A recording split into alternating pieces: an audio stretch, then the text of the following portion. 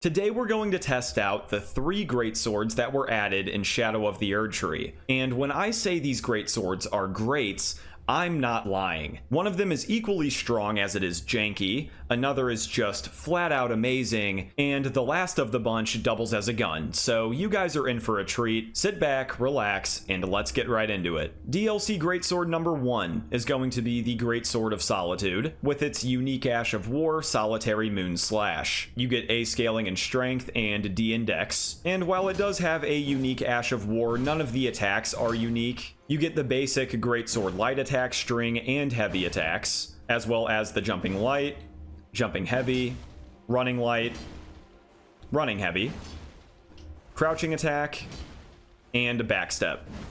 However, this is the only greatsword we're going to see today that has the full basic moveset. Then Solitary Moon Slash, the Ash of War, is 2 stages. You have the first, and then a heavy attack follow-up. The amount of distance you get on this heavy attack is ridiculous. And I don't know about you, but I am a huge fan of the greatswords in Elden Ring. Such a reliable and versatile weapon class. Dramal, hello. Let's see how much damage the normal attacks do here. Wow, okay. Jumping light, 529.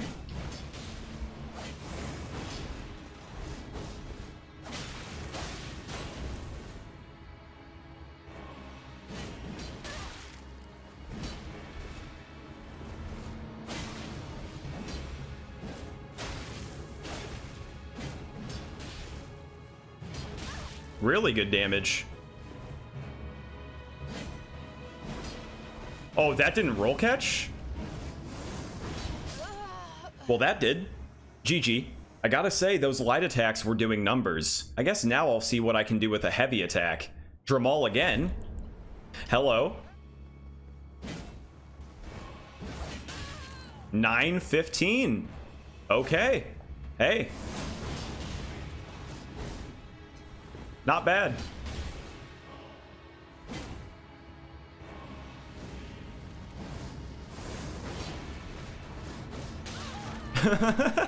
Wait a minute. The forward momentum on the heavy attack follow-up? It can stagger people? Wait, that's actually so good. So you can hit this. If they're close enough, you'll stagger them on the wind-up and then hit the heavy attack. That is absolutely diabolical. I also have friends that used this sword throughout the entire DLC, and they swear by it. I totally see why.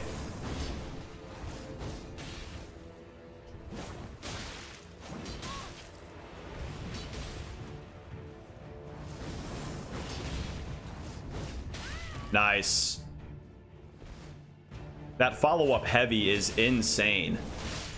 GG. You can also free aim both stages if you want some mobility to get away from somebody. Like I said earlier, the greatswords in Elden Ring are so versatile, and the Greatsword of Solitude is no exception. Great damage from the normal attacks, good damage from the Ash of War. The normal greatsword moveset is nothing to scoff at. Genuinely, the Greatsword of Solitude, if you are a strength main, this weapon is top tier. And also, fun fact, it has the highest guard boost out of any of the greatswords. You are guaranteed the Greatsword of Solitude once you defeat the Black Jailed Knight at the Western Nameless Mausoleum.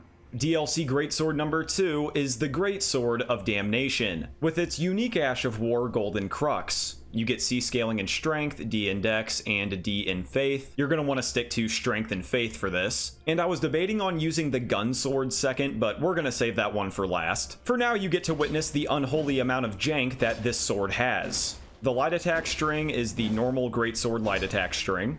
However, you do get the same heavy attacks that the Claymore has, which are easily the best heavy attacks to have on a greatsword. You get the rolling slash crouching thrusting attack as well. However, all the other attacks are just normal. Then Golden Crux, which is the jankiest Ash of War in the entire game. It is a command grab critical hit Ash of War that looks like this. So basically you can skewer and critical hit humanoid enemies. This skewer critical hit can benefit from the Dagger Talisman and the Shard of Alexander, but even if you miss the initial thrust, there is a follow-up that brings up these golden spikes from the ground. Just wait until you see what happens when you hit both stages, though.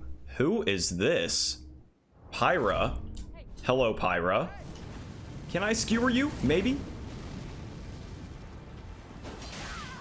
Oh, they're going full glass cannon. Yeah, that ain't gonna work. GG, though. Oh.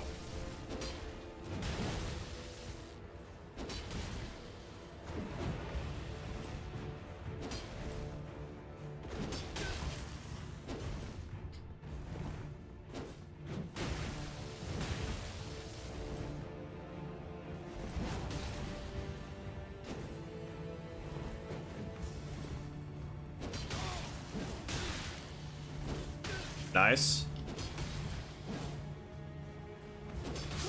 Good fight. I love the way you can switch up timings on greatsword attacks to really fake out opponents, especially on the greatsword of damnation. These heavy attacks are so good. Pyra again. Hello. Okay, this time I am gonna skewer you. Right in the head, and you're gone. There we go. GG again. Also, that Rain of Fire spell they went for there is not great. I think even after the buffs, it's nothing amazing. But yeah, as you saw there, that is what happens whenever you land Golden Crux. And why I say that interaction is the most jank interaction in the game is because sometimes your opponents are going to do certain Ashes of War or certain attacks that kind of change the positioning of their body. And if you go in with Golden Crux and land it on somebody, let's say if they're mid Storm Assault, then it's gonna look insanely wonky. I've even seen clips where two people are using this sword and they skewer each other at the exact same time. This sword is hilarious. Again, even though it's janky, it's still going to do really good damage. Oh, okay. Okay, well, you know, I'll take that, I guess. Okay, he should be dead now. No?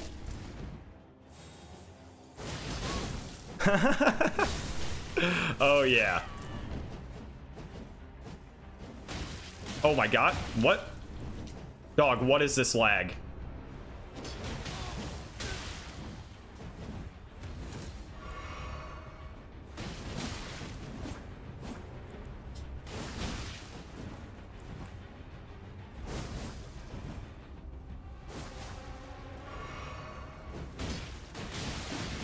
There we go. Okay. There's the summon.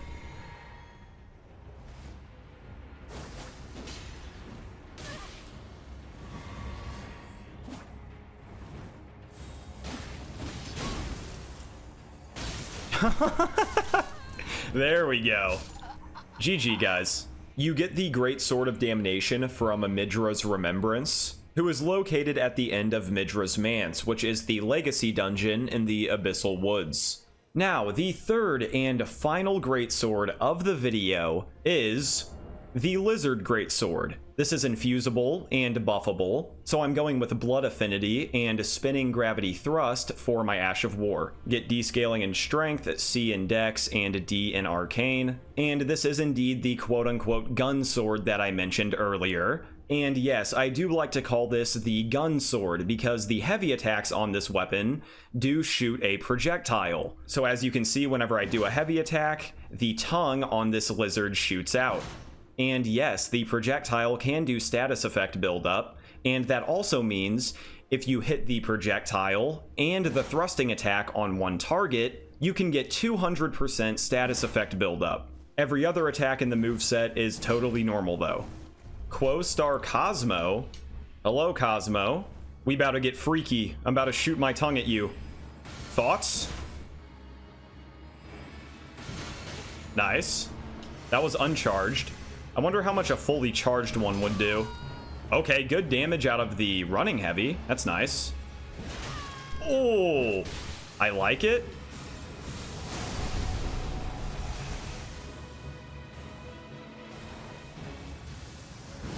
GG, Cosmo. I like your build.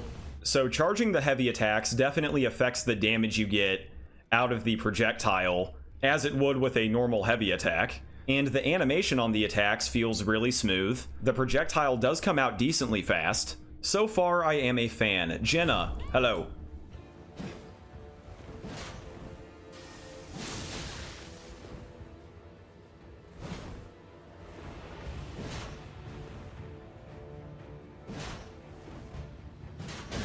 Nice.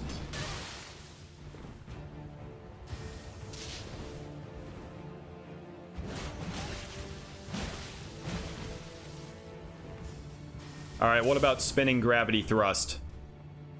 Can we land it? Oh, that... Okay, that hit.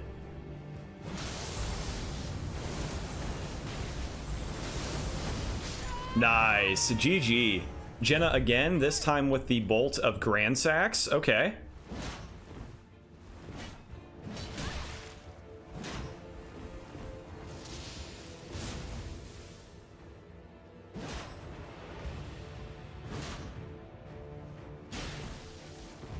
Okay, and it seems really easy to free aim.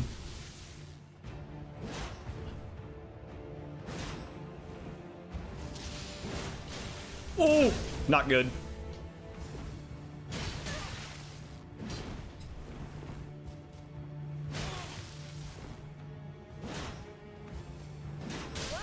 Good fight. Also, I feel the need to mention, for any status effect build, the Lizard Greatsword is going to net you a lot of buildup, whether you go poison, blood, or cold. It feels like this sword was made for status effects. Hello, Dung Feeder, would you like to play rock, paper, scissors? Alright, I'll count down. Rock, paper, scissors, gun. Damn it.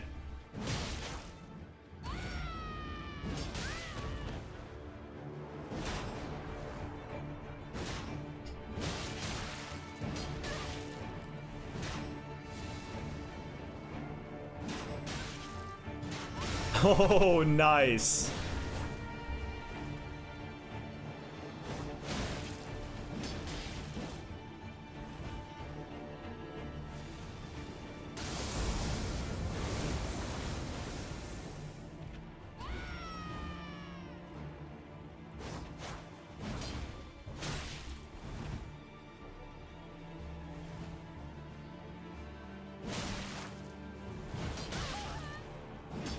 Hey, fantastic fight, Dung Feeder. GG's. And you do have to farm for the Lizard Greatsword. It drops from the imps that are located in Fog Rift Catacombs or the Scorpion River Catacombs. And there you have it, lads. Those were the 3 new greatswords that were added in Elden Ring's DLC. If you were to ask me, I think all of them are fantastic in their own right. I guess it depends on what you're looking for. Are you looking for an all-rounder, a janky one-shotter, or a medieval gun? The choice is yours. Make sure to comment down below which of these is your favorite, or feel free to let me know what weapons you want to see next. Like if you enjoyed, subscribe if you're new, and if you want to be the first to see new content on this channel, hit the noti bell as well. Thank you guys so much for watching, thank you for all your support, and I will catch you all in the next one.